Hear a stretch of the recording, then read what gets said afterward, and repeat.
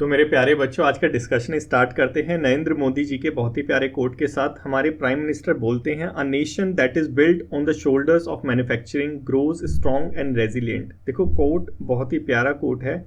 मतलब इसका थोड़ा हमें समझना पड़ेगा कि जो हम कोई भी देश होता है, कोई भी जो कंट्री होती है, वो अगर मैन्युफैक्चरिंग सेक्टर के ऊपर डिपेंड करती है, मतलब मैन्युफैक्चरिंग सेक्टर जो होता है वो उसकी फाउंडेशन रखता है। मैन्युफैक्चरिंग सेक्टर अगर उसकी फाउंडेशन रखता है तो वो जो कंट्री होती है वो स्ट्रांग होती है, ताकतवर होती है और रेजिलिएंट होती है। कैसे होती है? क्योंकि जो मैन्युफैक्चरिंग सेक्टर है ये आपको सिर्फ एक चीज़ नहीं, बहुत सारी चीज़ प्रोवाइड कराता है। जो एक चीज़ हमें पता है वो क्या, कि प्रोडक्शन करता है, कि XYZ जो भी प्रोडक्ट होता है सब चीज़ मैन्युफैक्चरिंग में होती है। इसके साथ साथ ये एम्प्लॉयमेंट प्रोवाइड कराता है, सेल्फ रिलायंस प्रोवाइड कराता है कि हमें बाहर से इंपोर्ट करने की ज़रूरत नहीं पड़ती। इसके साथ साथ टेक्नोलॉजिकल एडवांसमेंट। तो जो मैन्युफैक्चरिंग सेक्टर है उसके बेनिफिट बहुत ज़्यादा है। और इंडिया जैसी कंट्री में जो कि लेबर इंटेंसिव है, मतलब हमारे यहाँ लेबर फोर्स बहुत ज़्यादा है क्योंकि पॉपुलेशन ज़्यादा है, तो हमारी जैसी कंट्री में जो मैन्युफैक्चरिंग सेक्टर है अगर वो बेस बनेगा तो हमारी कंट्री स्ट्रॉन्ग भी होगी और रेजिलिएंट भी होगी। और यही कुछ मतलब है इस कोट का। बहुत ही प्यारा कोट है। मैन्युफैक्चरिंग सेक्टर, अभी तक हमने जो मैन्युफैक्चरिंग सेक्टर है, इकोनॉमी का बेसिकली ये पॉइंट है। मैन्युफैक्चरिंग सेक्टर अभी तक हमने डिस्कस नहीं करा, तो आज डिस्कस करते हैं CAPF के अंदर जो मल्टीपल डायमेंशन हम क्रिएट कर रहे हैं उसमें एक ये इनिशिएटिव हमारा मैन्युफैक्चरिंग सेक्टर उसमें ऐड करेगा। ठीक है, तो मैन्युफैक्चरिंग सेक्टर में जाने से पहले आपको थोड़ा सा पता होना चाहिए क्या, कि इंडिया ने एग्रीकल्चर से सीधा जो टर्चरी सेक्टर होता है, जो सॉफ्टवेयर इंजीनियर वाला सेक्टर होता है, वहाँ पे जंप कर लिया और हमारा जो मैन्युफैक्चरिंग सेक्टर है कहीं ना कहीं ये अधूरा रह गया। ठीक है, इसी का रिजल्ट है कि जो मैन्युफैक्चरिंग सेक्टर है हमारी GDP में सिर्फ 17% कॉन्ट्रीब्यूट करता है।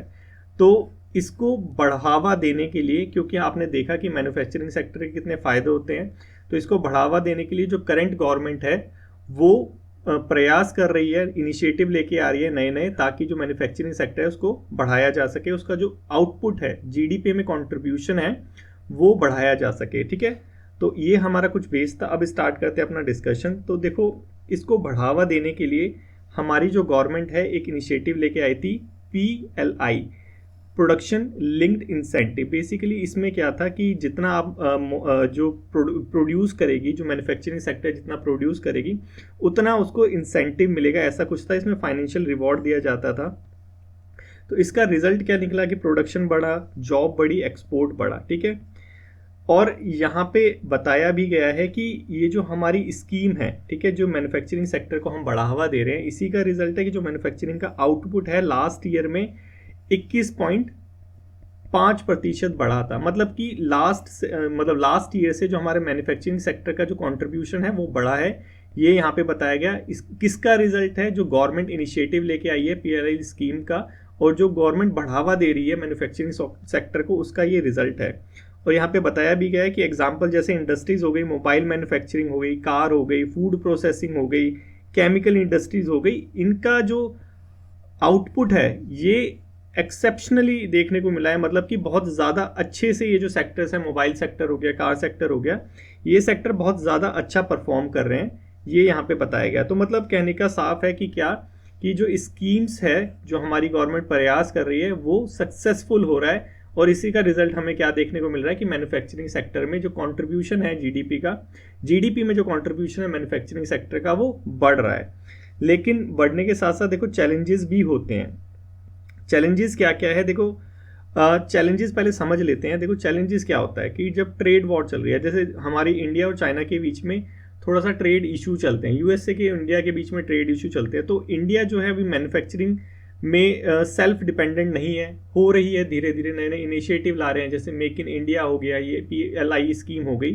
तो हम इनिशिएटिव लेके आ रहे हैं जो हमारा मैन्युफैक्चरिंग सेक्टर को सेल्फ रिलायंस करेगा, कि हम खुद ही सारे जो प्रोडक्ट है यहाँ पे बना पाए।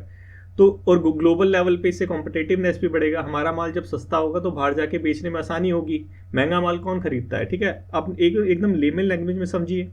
ठीक है, तो यहाँ पे जो बताया गया चैलेंजेस क्या आ रहा है कि जब इश्यू होते हैं कंट्रीज के बीच में, जैसे इंडिया और चाइना का इशू हुआ था कोविड वाले के टाइम के बीच में, तो इसमें हमने ट्रेड रिस्ट्रिक्शंस लगा दी थी। सोलर सेल उनमें से एक है। ठीक है, तो हमारे जो ग्रीन एनर्जी का इनिशिएटिव है ये भी कहीं ना कहीं थोड़ा सा स्टॉल हो गया था, ठप हो गया था।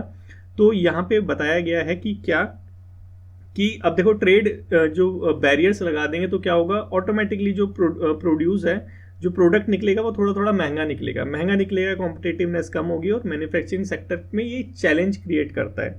यही चीज़ यहाँ पे बताइए कि रॉ मटेरियल के महंगा होने की वजह से, रॉ मटेरियल महंगा क्यों हो रहा है, जो मैंने अभी यहाँ पे रीज़न डिस्कस करा, ट्रेड वॉर वगैरह की वजह से, कि ट्रेड इश्यूज रहते हैं, कंट्रीज़ के बीच में इश्यूज आते हैं, बाहर से हम पहले इंपोर्ट करते थे, अब वो इंपोर्ट नहीं हो पा रहा, तो हमारा मैन्युफैक्चरिंग सेक्टर वैसे ही महंगा है, तो इसलिए क्या हो रहा है, रॉ मटेरियल महंगा हो रहा है, रॉ मटेरियल महंगे होने की वजह से क्या हो रहा है, प्रोडक्शन इंक्रीज हो रहा है और जो प्रॉफिट हो रहा है वो लोअर हो रहा है। ठीक है, जब प्रॉफिट लो होगा तो क्या होगा, देखो एम्प्लॉयमेंट जो मैन्युफैक्चरिंग सेक्टर प्रोवाइड कराता है, सैलरी कहाँ से देगा, प्रॉफिट से ही तो देगा।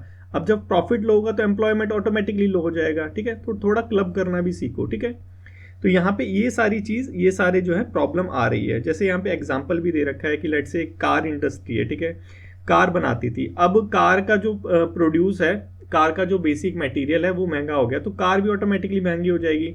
जब कार महंगी होगी तो क्या होगा, इसकी सेल कम हो जाएगी, जब सेल कम होगी तो प्रॉफिट कम होगा, प्रॉफिट कम होगा तो यहाँ पे जो एम्प्लॉयमेंट है वो कम होगा, तो और जो ऑलरेडी काम कर रहे हैं उनको बाहर निकाल दिया जाएगा, तो मतलब अनएम्प्लॉयमेंट रहेगी। इसीलिए तो आपने देखा होगा आईटी सेक्टर हो गए, मैन्युफैक्चरिंग सेक्टर हो गए, यहाँ से जब ले ऑफ होता है, जब वर्कर्स को निकालते हैं, उसका रीज़न क्या होता है, रीज़न यही होता है कि प्रॉफिट कम हो गया। तो यहाँ पे कुछ सॉल्यूशंस, इसकी अपॉर्चुनिटी बताई गई है। देखो चैलेंजेस है तो अपॉर्चुनिटी भी है, दिन है तो रात भी है। ठीक है, तो देखो यहाँ पे बताया गया क्या कि जो पीएलआई स्कीम है उसको दूसरे एरिया के अंदर क्यों नहीं लेके आते, क्यों एक पर्टिकुलर एरिया में वहाँ पे लेके आ रखा है, जैसे मोबाइल मैन्युफैक्चरिंग, कार मैन्युफैक्चरिंग में, तो और एरिया में भी इसका जो दायरा है, कहीं ना कहीं इसका दायरा बढ़ाना चाहिए, और सेक्टर्स में भी लाना चाहिए। और किन सेक्टर्स में लाना चाहिए, देखो हमारी इंडिया है में पॉपुलेशन बहुत ज़्यादा है। ठीक है, अगर यहाँ पे टेक्नोलॉजी ड्रिवन जो इनिशिएटिव है, जैसे मैंने आपको बताया था एआई है, ठीक है, जैसे अमेजोन ने पूरा अपना जो बेस है वो एआई बेस्ड कर दिया है, रोबोट्स वहाँ पे करते हैं।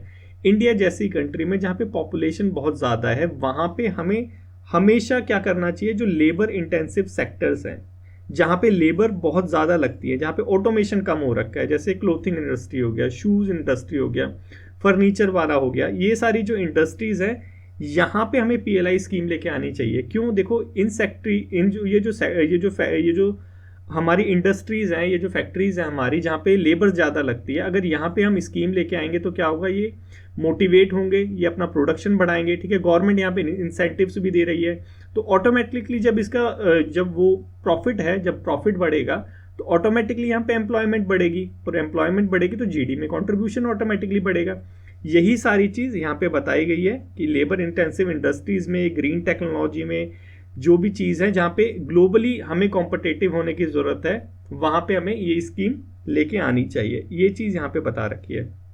तो देखो बात एकदम साफ है क्या, कि भाई हम इंडिया क्या है, पॉपुलेटेड कंट्री है, सबसे टॉप कंट्री है ना पॉपुलेशन के, अगर बात करें तो इस एरिया में। तो अगर इंडिया जैसी कंट्री में अगर हम जो पीएलआई वगैरह स्कीम है उस सेक्टर में लेके आएंगे जहाँ पे टेक्नोलॉजी ज़्यादा लगती है, जहाँ पे ऑटोमेशन ज़्यादा हो रखा है, तो क्या होगा कि इंडिया को इतना प्रॉफिट नहीं होगा। यहाँ पे देखो एक प्रॉब्लम और जनरेट हो जाएगी क्या, कि हमारी जीडीपी तो ऊपर जाएगी लेकिन हमारी एम्प्लॉयमेंट नीचे जाएगी। तो ये क्या चीज़ है, यही है कि बिना जो काम के, जो हमारी मतलब विदाउट जॉब जनरेशन के हमारी जो जीडीपी है वो बढ़ रही है, एक प्रॉब्लम होती है ये भी इकोनॉमी में। तो ये सारी चीज़ यहाँ पे आएगी। इसके अलावा एक प्रॉब्लम और है, एक प्रॉब्लम और क्या, कि देखो मैन्युफैक्चरिंग सेक्टर का जो कॉन्सेंट्रेशन है ना, वो कुछ पर्टिकुलर एरिया में या कुछ पर्टिकुलर स्टेट में सिमट के रह गया है।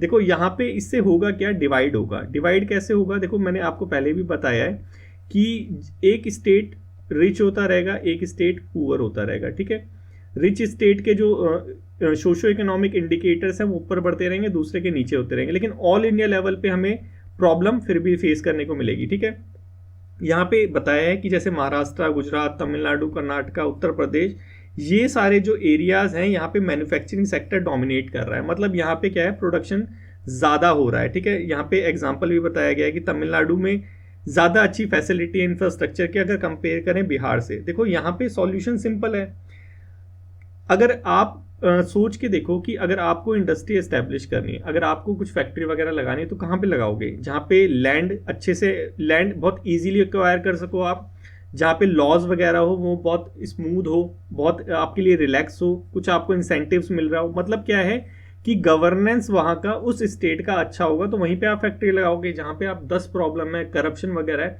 आप क्यों उस स्टेट में जाओगे? तो यहाँ पे बताया कि हमें क्या ज़रूरत है, लोकल लेवल पे रिफॉर्म करने की ज़रूरत है। लोकल लेवल पे रिफॉर्म कैसे होगा? यही गवर्नेंस रिफॉर्म जिस स्टेट में नहीं है, जैसे बिहार वगैरह स्टेट हो गया, रोड वगैरह अच्छे बना दो, वहाँ पे एजुकेशन वगैरह अच्छे से प्रोवाइड करा दो, गवर्नेंस अच्छे से प्रोवाइड करा दो, वन स्टॉप सॉल्यूशन लेके आ जाओ, वन विंडो लेके आ जाओ कि एक ही विंडो से सारी चीज़ हो रही हो। तो ये कुछ सॉल्यूशन अगर प्रोवाइड कराएंगे तो ये जो रीजनल इम्बैलेंस जो देखने को मिल रहा है, ये हम सॉल्व कर सकते हैं, और ये तो बहुत ईजी चीज़ है। तो यही यहाँ पे चीज़ बताई है। इसके साथ साथ देखो एक चीज़ और अच्छी हो रही है, अगर मैन्युफैक्चरिंग सेक्टर में हमारा कंट्रीब्यूशन बढ़ेगा, हमारी जीडीपी में कंट्रीब्यूट करेगा मैन्युफैक्चरिंग सेक्टर, तो ऑटोमेटिकली जॉब बढ़ेगी। कब बढ़ेगी? जब लेबर जो इंसेंटिव इंडस्ट्रीज है वहां पे मैन्युफैक्चरिंग बढ़ेगी, तब जॉब बढ़ेगी। ठीक है, और यही यहाँ पे सजेस्ट भी करा गया है कि जहाँ पे लेबर ज़्यादा लगती है वहीं पे स्कीम भी अप्लाई होनी चाहिए, जो पीएलआई की स्कीम थी, मेक इन इंडिया स्कीम थी। तो यहाँ पे आत्मनिर्भर भारत वहाँ बनना चाहिए जहाँ पे लेबर की ज़्यादा जरूरत है, तो यहाँ पे जॉब क्रिएशन होगा। ठीक है, और बताया भी है क्या कि एमएसएमई जो है बहुत ज़्यादा रोल प्ले करता है मैन्युफैक्चरिंग सेक्टर में। जो 45% जो कंट्रीब्यूशन है वो कहाँ से आता है? एमएसएमई से आता है, और एम्प्लॉयमेंट 60 मिलियन लोग को प्रोवाइड कराता है। ठीक है, तो मतलब क्या है कि यहाँ से एम्प्लॉयमेंट की अपॉर्चुनिटी तो बहुत ज़्यादा है। इसीलिए तो बोला है कि क्या है, मैन्युफैक्चरिंग क्या है, एक स्ट्रॉन्ग कंट्री को बिल्ड करने में मदद करता है और रेजिलियंट होता है। जब एम्प्लॉयमेंट होगा, देखो अगर हमारी ही कंट्री के अंदर, क्योंकि हमारी कंट्री में कंजम्पशन बहुत ज़्यादा है, पॉपुलेशन के हिसाब से कंजम्पशन होता है, लेकिन हमारे यहाँ मैन्युफैक्चरिंग उस हिसाब से नहीं हो रही, हमें इंपोर्ट करना पड़ रहा है। अगर हमारी ही कंट्री में इंपोर्ट होगा तो हमारे ही देश के लोग क्या करेंगे, वहाँ पे काम करेंगे, काम करने के बाद पैसा हमारे ही देश में रहेगा, और वाकई जो साइकिल चलेगी, सर्कुलर साइकिल हो जाएगी कि सारी चीज़ घूम फिर के हमारे पास ही रिटर्न आ जाएगी। तो यही कुछ यहाँ पे चीज़ बताई गई। इसके साथ साथ वुमेन एम्पावरमेंट भी होगी। देखो एम्प्लॉयमेंट बढ़ेगी तो ऑटोमेटिकली वुमेन भी पार्टिसिपेट करेगी मैन्युफैक्चरिंग सेक्टर में। ये चीज़ यहाँ पे बता रखा है। अभी लो है लेकिन यहाँ पे इंक्रीज करने की जरूरत है। इंक्रीज कैसे करेंगे? देखो अगर वुमेन, सिंपल चीज़, एकदम सिंपल चीज़ समझो, सिंपल सॉल्यूशन है। कैसे वुमेन को पार्टिसिपेट करवाएंगे मैन्युफैक्चरिंग सेक्टर में? देखो अगर वुमेन को आप चाइल्ड केयर फैसिलिटी प्रोवाइड करा दो, ठीक है, मैन्युफैक्चरिंग सेक्टर में ही प्रोवाइड करा दो या आसपास प्रोवाइड करा दो। देखो आप जितने भी अच्छे एरियाज है, जैसे दिल्ली के पास में इंदिरापुरम है, ठीक है, वहाँ में मैक्सिमम जो औरतें हैं, वुमेन्स है, वो काम करती हैं। क्यों काम करती है? क्योंकि ये सारी फैसिलिटी हुई, चाइल्ड केयर फैसिलिटी हो गई, ट्रांसपोर्टेशन वहाँ पे है, सेफ है वहाँ पे एनवायरनमेंट वुमेन्स के लिए, तो वहाँ की वुमेन ज़्यादा काम करती है, ऑफिस पास में है वहाँ पे। तो ये सारे कुछ फैक्टर्स अगर प्रोवाइड करा देंगे वुमेन को, तो वुमेन भी अच्छे से पार्टिसिपेट करेगी उसमें। और इसी के अंदर एक इनिशिएटिव है क्या, pink ticket. Pink ticket Delhi government का है कि जो वुमेन्स है उनको बस में फ्री एंट्री दे रखी है। तो देखो ये सारी चीज़ें जो देते हैं ना, तो हमारे यहाँ पे जेंडर डिवाइड हो जाता है कि भाई औरतों के लिए इतनी बेनिफिट है, आदमियों के लिए नहीं है। ये किस लिए है? गवर्नमेंट इसीलिए करती है ताकि उनका जो पार्टिसिपेशन है हमारी इकोनॉमी में वो बढ़े। देखो अगर जाने आने में खर्चा नहीं होगा, अगर उनकी सैलरी लेट से मिनिमम सैलरी पे भी वो काम करती है, 8,000 रुपये महीने के पे भी काम करती है लेबर कोई, तो उसका जब जाने आने का खर्चा नहीं होगा तो क्या होगा, 8 के 8 उसके सेव हो जाएंगे। तो उसकी फैमिली से भी उसको बढ़ावा दिया जाएगा कि भाई तुम जाके काम करो क्योंकि तुम्हारा आने जाने का टिकट नहीं लगता। लेकिन लेट से अगर 8,000 रुपये में एक मेल काम कर रहा है और उसका आने जाने का किराया लग रहा है, अगर यहाँ पे लेट से फीमेल ही काम कर रही है और गवर्नमेंट ने कुछ छूट नहीं प्रोवाइड करा रही, गवर्नमेंट कुछ इनिशिएटिव नहीं लेके आ रही, तो उसका 2 से 3,000 रुपये तो आने जाने में खर्च हो जाएगा दिल्ली जैसे बड़े शहर में। तो यहाँ पे उस पर बचेगा क्या? तो क्या होगा, डीमोटिवेट हो जाएगी वो जाने के लिए। इसीलिए क्या है, गवर्नमेंट फ्री टिकट प्रोवाइड कराती है वुमेन्स को, ताकि उनका वुमेन्स का लेबर फोर्स में पार्टिसिपेशन बढ़े। तो इस चीज़ को भी समझना चाहिए। और यहाँ पे बताया गया है क्या, हमारा विजन, हमारा गोल है 2047 तक कि जो मैन्युफैक्चरिंग सेक्टर है उसका कंट्रीब्यूशन एटलीस्ट 27% हो जाए, मतलब 10% हमारा बढ़ाने का टारगेट है। तो देखो आपको समझ आ गया होगा कि मैन्युफैक्चरिंग सेक्टर में प्रॉब्लम क्या क्या हो रही है, क्या क्या सॉल्यूशंस है उसके, और सॉल्यूशंस को भी कहाँ पे अप्लाई करने की ज़रूरत है, और मैन्युफैक्चरिंग सेक्टर की इंपॉर्टेंस क्या है, ये तो हमने ऑलरेडी देख लिया है। तो आपके लिए एक क्वेश्चन है, प्रैक्टिस क्वेश्चन है मैन्युफैक्चरिंग सेक्टर से रिलेटेड ही, आप इसको अटेम्प्ट करने की कोशिश करना। देखो बच्चों अगर अटेम्प्ट करते हो, ठीक है, अगर आप लिख के भी देखते हो, आप लिख के देखने से क्या होगा, देखो लिख के देखने से आपकी रिकॉलिंग बढ़ेगी, आपकी राइटिंग स्किल अच्छी होगी, ठीक है, और आपको जो कॉन्सेप्ट है क्लैरिटी आएगी, लिखने में क्लैरिटी आएगी, लिखने में क्लैरिटी आएगी। तो जब इतनी सारी चीज़ें सिर्फ एक चीज़ लिखने से होती है तो आप लिखना क्यों नहीं स्टार्ट करते, ठीक है। तो बच्चे लिखना तो पड़ेगा, सीएपीएफ का एग्जाम है, बिना लिखे तो होगा नहीं, ये टिक मार्क वाला तो है नहीं सिर्फ, जो तो जब लिखना ही है आपको at the end of the day, तो अभी क्यों नहीं लिखते, ठीक है। लिखना स्टार्ट करो, कमेंट करके ही बता दो कि सर मैंने लिख लिया, ठीक है, तो मुझे तसल्ली हो जाएगी कि मेरे बच्चे लिख रहे हैं, ठीक है। चलो आगे चलते हैं मॉनेटरी पॉलिसी कमेटी पे।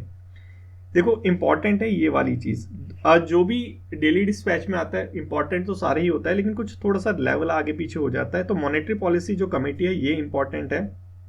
क्यों इंपॉर्टेंट है, देखो क्वेश्चन बहुत सारे आते हैं मॉनेटरी पॉलिसी। इंपॉर्टेंट इसलिए है क्योंकि अभी आरबीआई ने क्या करा है, जो उसका रेपो रेट है, उसका रेपो रेट उतने का उतना ही है 6.50, उसको चेंज नहीं किया है। और आरबीआई ने क्या कर दिया है कि लिक्विडिटी कंडीशन जो टाइट करने के लिए, इसको अभी समझेंगे क्या चीज़ है लिक्विडिटी कंडीशन कैसे टाइट होगी, क्योंकि जो मेरे बच्चे नए हैं अभी अभी स्टार्ट करा है ये सीएपीएफ एग्जाम के बारे में, तो उन्हें ये चीज़ समझ नहीं आएगी कि यार लिक्विडिटी क्या है, मॉनेटरी पॉलिसी किस लिए आ रही है। लेकिन जो बेसिक चीज़ है वो एकदम एक बार देख लो, ठीक है। जो लिक्विडिटी को टाइट करने के लिए क्या करा है, देखो रेपो रेट को तो उसने छेड़ा नहीं, उसने क्या करा, सीआरआर को, जो कैश रिजर्व रेशियो है, उसको रिड्यूस कर दिया, ठीक है। उससे लिक्विडिटी टाइट हो गई, ठीक है। अब देखो, अब थोड़ा सा इकोनॉमी का कॉन्सेप्ट, इकोनॉमी को थोड़ा सा समझते हैं, उसके बाद हम अपने डिस्कशन में चलेंगे कि मॉनेटरी पॉलिसी क्या है क्या नहीं है। तभी तो तुम आंसर कर पाओगे चीज़ों को। जब कॉन्सेप्ट ही क्लियर नहीं होगा रटने से फायदा क्या, रटावा तो भूल जाओगे, लेकिन कॉन्सेप्ट अगर क्लियर होगा तो आंसर कर लोगे। देखो हमारी इकोनॉमी के अंदर, हमारी इंडियन इकोनॉमी के अंदर इन्फ्लेशन चीज़ होती है, महंगाई बढ़ती है। महंगाई बढ़ने के दो रीजंस होते हैं, क्या, एक तो डिमांड, ठीक है, डिमांड बढ़ गई, लोगों पे पैसा आ गया, डीए बढ़ गया, ठीक है, लॉटरी लग गई, डिमांड बढ़ने से इनकम बढ़ गई, इनकम बढ़ने से डिमांड बढ़ गई, डिमांड बढ़ने से क्या होगा, प्रोडक्शन जो है, जो प्रोडक्ट होगा वो तो उतने का उतना है ना, प्रोडक्ट तो नहीं बढ़ा, तो प्रोडक्ट क्या होगा कि अब प्रोडक्ट महंगा हो जाएगा, तो इसकी वजह से क्या होगा, महंगाई आ गई। लेट्स से एग्जांपल ले लो कि 10 गाड़ियां हैं, ठीक है, 10 गाड़ियां हैं, उसको खरीदने वाले सिर्फ 4 हैं, ठीक है, तो गाड़ियों का रेट क्यों बढ़ेगा, सिर्फ 4 ही खरीदने वाले, 6 वाले तो है ही नहीं। लेकिन लेट से तुम मान लो कि 10 लोग 40 चार हैं, 10 लोग और आ गए, ठीक है, 10 लोग और आ गए, अब 10 लोग और आ गए, 14 लोग हो गए 10 गाड़ियों को खरीदने वाले। अब देखो 4 की जो डिमांड है वो अनसेटिस्फाई रहेगी, तो ऑटोमेटिकली जो गाड़ी का जो मालिक है वो इसको बढ़ा देगा इसके रेट को, क्योंकि खरीदने वाले ज़्यादा है और प्रोडक्ट कम है। सेम चीज़ यहाँ पे होती है कि जब डिमांड बढ़ जाती है हमारी, डिमांड बढ़ने से क्या होता है, प्रोडक्ट के रेट बढ़ते हैं और इन्फ्लेशन बढ़ जाती है, ठीक है। यहाँ पे जब डिमांड बढ़ गई, डिमांड बढ़ने का रीजन क्या है कि लिक्विडिटी बढ़ गई, लिक्विडिटी बढ़ गई मतलब पैसे आ गए इकोनॉमी में, लिक्विडिटी बढ़ गई मतलब पैसे आ गए, पैसे बढ़ने से डिमांड बढ़ी, लिक्विडिटी बढ़ना मतलब पैसे आ गए, ठीक है, पैसे बढ़ने से डिमांड बढ़ी, डिमांड बढ़ने से महंगाई बढ़ गई।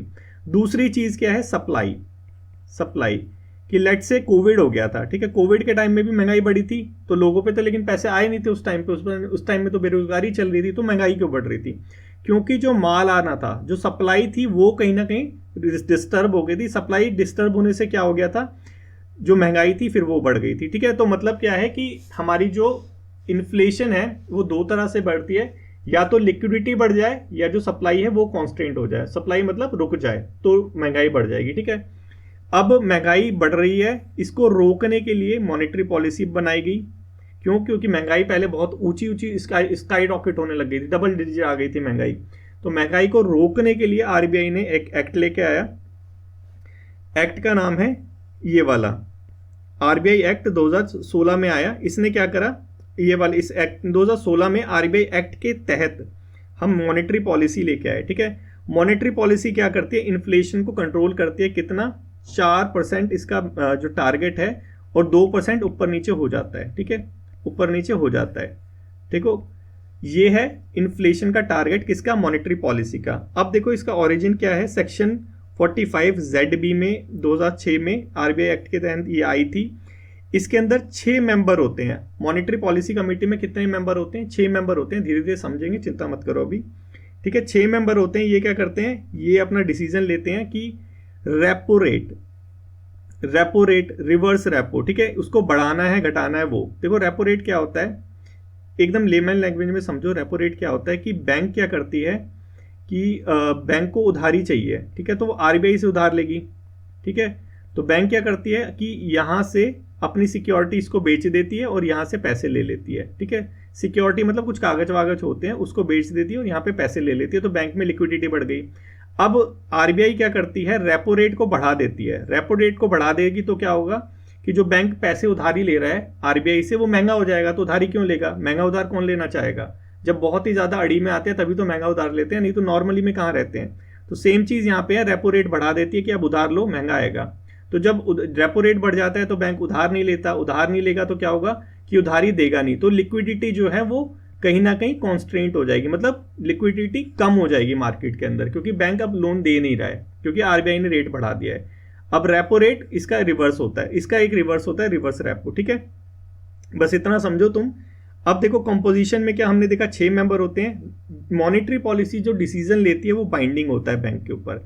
ऐसा नहीं है कि मॉनेटरी पॉलिसी ने डिसीजन लिया अभी जो इसको जो इसने रेपो रेट करा है, ये हमने देखा था ना अभी, रेपो रेट को उसने अनचेंज करा है, लेकिन जो बैंक है उसने क्या करा, अपने हिसाब से कर दिया। ऐसा नहीं होता, बाइंडिंग होता है जो मॉनेटरी पॉलिसी डिसीजन लेती है। इसका हेड कौन होता है, इसका एक्स ऑफिशियो चेयरमैन होता है आरबीआई का गवर्नर, ठीक है। अब देखो मॉनेटरी पॉलिसी होती है, दो तरह से काम करती है। मॉनेटरी पॉलिसी कैसे काम करती है, दो तरह से। कैसे दो तरह से काम करेगी, तो वो सिंपल चीज है, या तो लिक्विडिटी को घटाएगी या लिक्विडिटी को बढ़ाएगी। मतलब क्या, या तो मार्केट में पैसे घटाएगी या मार्केट में पैसे बढ़ाएगी। पैसे घटाएगी कैसे, रेट बढ़ा के, इंटरेस्ट का रेट बढ़ा के पैसे घटा देगी, इंटरेस्ट का रेट रिड्यूस करके पैसे बढ़ा देगी। देखो इंटरेस्ट जो है, जो रेपो रेट लगा रही है ना, रेपो रेट अगर बढ़ा दे तो क्या होगा, मार्केट से लिक्विडिटी गायब हो जाएगी, कम हो जाएगी। अगर रेपो रेट कम कर दे तो लिक्विडिटी बढ़ जाएगी, मार्केट में पैसा आ जाएगा। जब लोन सस्ता मिलेगा तभी तो आप लोन लोगे, ठीक है। वही सेम चीज है कि आप गाड़ी लेने जा रहे हो, ठीक है। एकदम उससे समझो कि आप क्रेडिट कार्ड से कुछ ले रहे हो, अगर 0% इंटरेस्ट पे आपको मिलता है तो आप क्या करते हो कि ले इसको 0% इंटरेस्ट पे, तो देते रहेंगे। तो सेम चीज है कि जब इंटरेस्ट कम होगा तो खरीद ज्यादा होगी, लिक्विडिटी ज्यादा होगी। इंटरेस्ट ज्यादा होगा तो क्या होगा, लिक्विडिटी कम होगी, सेम चीज। तो देखो आरबीआई क्या करती है, आरबीआई दो तरह के डिसीजन लेती है। एक्सपांशनरी मॉनेटरी पॉलिसी मतलब क्या होता है कि जो मनी सप्लाई है वो इंक्रीज कर देती है। मतलब क्या करती है, मनी सप्लाई इंक्रीज करने का मतलब है जो लिक्विडिटी है, ये वाला जो लिक्विडिटी है उसको बढ़ा देती है एक्सपांशनरी में, ठीक है। ये हो गया, इसको कहते हैं इजी मॉनेटरी पॉलिसी। ये वाला है इजी करेंगे तभी तो पैसे आएंगे, ठीक है। अब यहाँ पे करती क्या है, ये डिक्रीज करती है, डिक्रीज, इंक्रीज नहीं करती, क्या करती है, डिक्रीज करती है। जो पॉलिसी रेट इंटरेस्ट है, रेपो रेट है, रिजर्व रेपो है, एमएसएफ है और बैंक रेट है, जो भी रेट है उसको ये क्या करती है, डिक्रीज करती है, ठीक है। अगर देखो मैं एक एक चीज समझाने लग गया तो पूरी इकोनॉमी की क्लास हो जाएगी, इसलिए आप इसको जस्ट जो मोटे मोटे तौर पे है मॉनेटरी पॉलिसी उसको समझो, ठीक है। कॉन्ट्रैक्शन कैसे करती है, कॉन्ट्रैक्शन में क्या करती है, डिक्रीज कर देती है मनी सप्लाई। हमने देखा था यहाँ पे मनी सप्लाई डिक्रीज कैसे करती है, टाइट मॉनेटरी पॉलिसी। टाइट मतलब जो रेट है उसको इंक्रीज कर देती है, ब्याज दर को बढ़ा देती है। सिंपल चीज में ब्याज दर को बढ़ा देती है। जब ब्याज दर बढ़ जाएंगे तो क्या होगा, ऑटोमेटिकली कोई लोन नहीं लेगा, ज्यादा ब्याज पे कौन लोन लेता है, ठीक है। यही सारी चीज है यहाँ पे, समझ आया, ठीक है। अब क्या चीज है, कुछ ये इंस्ट्रूमेंट्स हैं मॉनेटरी पॉलिसी के। देखो इकोनॉमी में कुछ करो ना करो, इनको जरूर देख लेना एक बार, ठीक है, कि ये होते क्या हैं एक एक करके, ठीक है। और ये भी याद रख लेना, ये सारे मॉनेटरी पॉलिसी के टूल्स हैं। मतलब इससे मॉनेटरी पॉलिसी हम कंट्रोल करते हैं, हम मतलब आरबीआई कंट्रोल करता है, या तो लिक्विडिटी बढ़ा देता है या घटा देता है। घटाएगा तो क्या होगा, जो मार्केट में लिक्विडिटी है, पैसे हैं, वो कम हो जाएंगे, बढ़ाएगा तो पैसे बढ़ जाएंगे, ठीक है। ये चीजें यहाँ पे। चलो अब 2024 का सीएपीएफ का क्वेश्चन है। सीएपीएफ का क्वेश्चन है, ये तुम अटेंड कर, ये चलो मैं करवाता हूँ इसको सीएपीएफ को। देखो क्या है, the central bank can increase the money supply by increasing the bank rate.